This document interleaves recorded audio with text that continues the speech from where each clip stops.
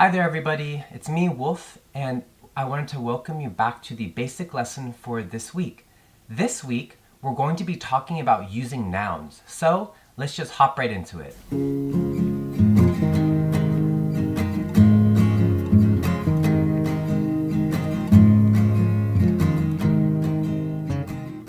Whenever you use a person, a place, a thing, or an idea in English, we call that a noun. A noun is shown in a sentence with an in period underneath it. The in stands for noun. So we're going to talk about the different kinds of nouns you'll see in sentences. The first one is a common noun. A common noun is any person, place, thing, or idea. Whenever we use a common noun, we do not capitalize it. Some common nouns can be girl, city, animal, house, school. The next kind of noun we're going to talk about are proper nouns. Proper nouns are the names of things. So for example, before we talked about a girl, a city, an animal, a house, a school.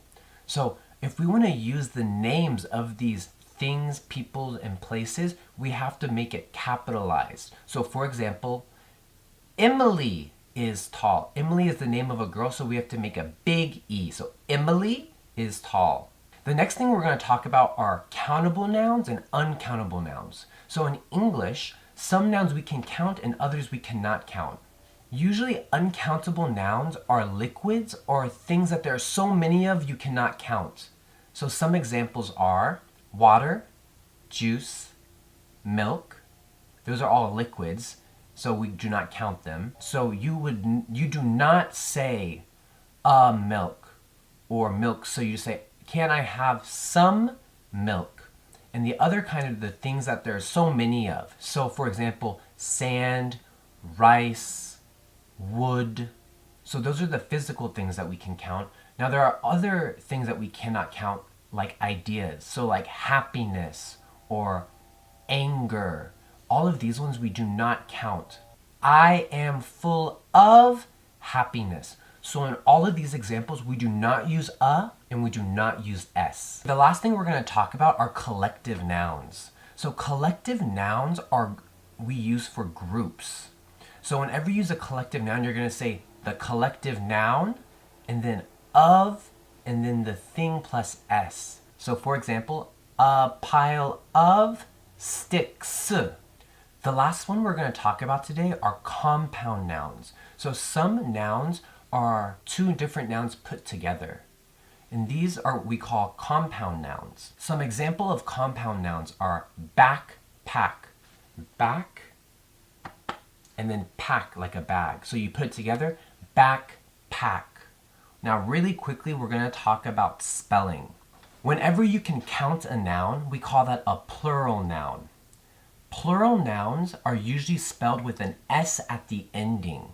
There are a few examples where that isn't the case though. Our first example is for S, CH, SH, and X. Whenever you finish a word with those letters, you have to use an ES. For example, bus, buses. There's an S, so you have to add an ES when you're spelling. Watch, watches, ES. Dish, dishes, ES. And the last one, box, boxes. So whenever you're using any noun that has an S, a CH, an SH, or an X at the end, you want to make sure that you put an ES at the end for when it is plural. The next example is when there is an F. Whenever you end a noun with those letters, you have to change to a VES. So for example, leaf, leafs. So you change that F to a VES. Now let's talk about using Y at the end. Whenever there's a vowel, an A-E-I-O-U, then the letter Y at the end of a word, you have to make sure that you put just an S. So for example, day, days, boy, boys. Now if there's a consonant, a B, C, D, F, all of those letters, and then a Y, you have to change the Y to I, E, S. So for example, city changes to cities. So C-I-T-Y changes to C-I-T-I-E-S.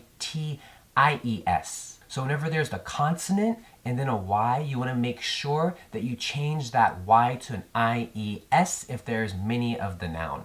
O is another unusual example. Whenever there is a vowel and then an O, you just add an S, just like for Y. So for example, zoo, Z-O-O, has a vowel and then the letter O, so you just add an S. Zoos, Z-O-O-S.